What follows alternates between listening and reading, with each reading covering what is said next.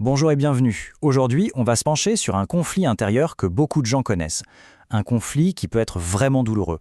Ce moment où on a très envie d'aimer, mais où l'idée même de s'engager provoque une angoisse terrible. C'est un mécanisme qui peut saboter les plus belles relations, alors creusons un peu pour y voir plus clair. Voilà la grande question, le cœur du problème. D'un côté, le cœur est prêt, il a envie de partager, d'aimer. Et de l'autre, il y a cette force invisible qui tire le frein à main dès que ça devient un peu plus sérieux. C'est un paradoxe qui peut être complètement épuisant. Alors, qu'est-ce qui se cache vraiment derrière cette contradiction? Et là, on met le doigt sur quelque chose d'essentiel. Ce n'est pas un manque d'amour, ce n'est pas un caprice, c'est en fait un système de protection qui est profondément ancré en nous. C'est une sorte de signal d'alarme interne qui se déclenche pour nous éviter une douleur que notre cerveau imagine déjà. Souvent à cause de ce qu'on a vécu avant. Bon, maintenant qu'on a posé ça, voyons un peu comment ce système de défense se manifeste dans la vie de tous les jours. Parce que cette peur, elle n'est pas du tout abstraite, Elle s'exprime à travers des comportements qu'on peut assez facilement reconnaître. En général, on observe 3 réactions assez typiques. La première, la plus évidente, c'est la fuite. Dès qu'on commence à parler d'avenir, de projet, hop, on trouve une excuse pour changer de sujet. Ensuite, il y a le sabotage, qui est beaucoup plus subtil. Tout semble aller pour le mieux, la complicité est là, et puis, d'un coup, une dispute éclate pour un rien. En fait, c'est le système de défense qui cherche une porte de sortie. Et enfin, il y a l'étouffement. Cette réaction presque physique, cette boule au ventre qui monte quand on sent que la relation devient trop proche. Ok, maintenant allons un peu plus loin. Si c'est un mécanisme de défense, qu'est-ce qui le déclenche? D'où vient vraiment cette peur à la base? C'est la question cruciale.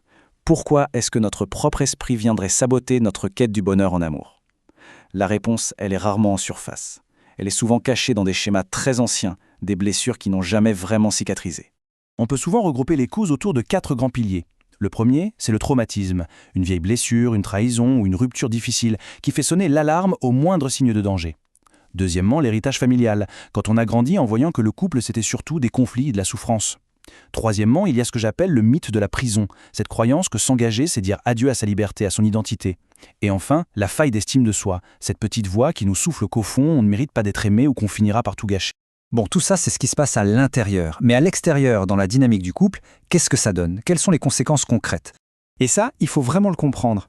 Même si la personne qui a peur n'en parle pas, cette angoisse, elle transpire, elle infuse toute la relation, elle crée une tension, un déséquilibre permanent que l'autre partenaire ressent forcément. Les conséquences sont directes, bien sûr.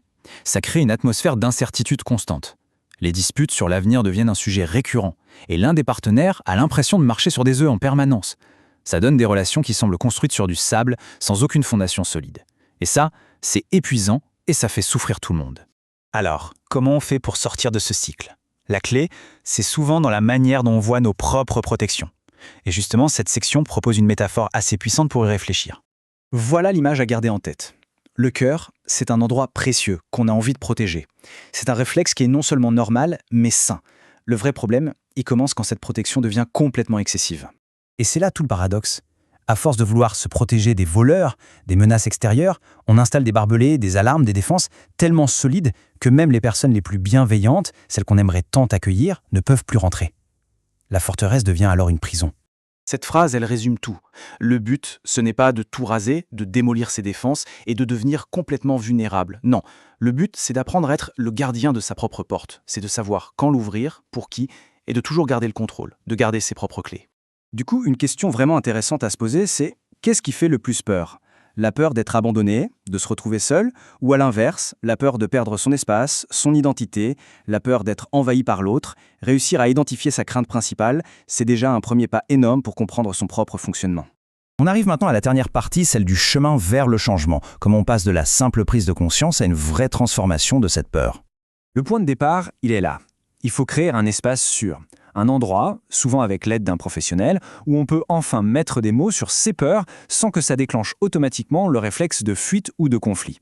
C'est un lieu où on apprend à désamorcer les bombes avant qu'elles n'explosent. Concrètement, ça veut dire quoi? Ça veut dire acquérir de nouveaux outils, apprendre à communiquer différemment, sans accuser, renforcer sa propre confiance pour arrêter de croire que l'échec est inévitable, apprendre des techniques concrètes pour gérer l'anxiété quand elle monte.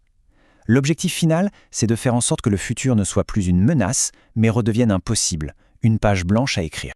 Ce témoignage, je le trouve très fort. Il montre que le but, ce n'est pas de se forcer à s'engager à tout prix, mais de trouver le moyen de construire une relation authentique dans laquelle on ne se perd pas soi-même. Et ça, c'est la définition même d'un engagement qui est sain et qui est choisi. Et on va finir là-dessus. Aimer et s'engager, ce ne sont pas des dons du ciel, ce sont des compétences. Et comme n'importe quelle compétence, ça s'apprend. Parfois, il faut juste désapprendre les peurs du passé pour pouvoir réapprendre à faire confiance au présent. Finalement, la plus grande force en amour, ce n'est peut-être pas de ne jamais avoir peur, mais de savoir comment on peut ouvrir la porte malgré tout.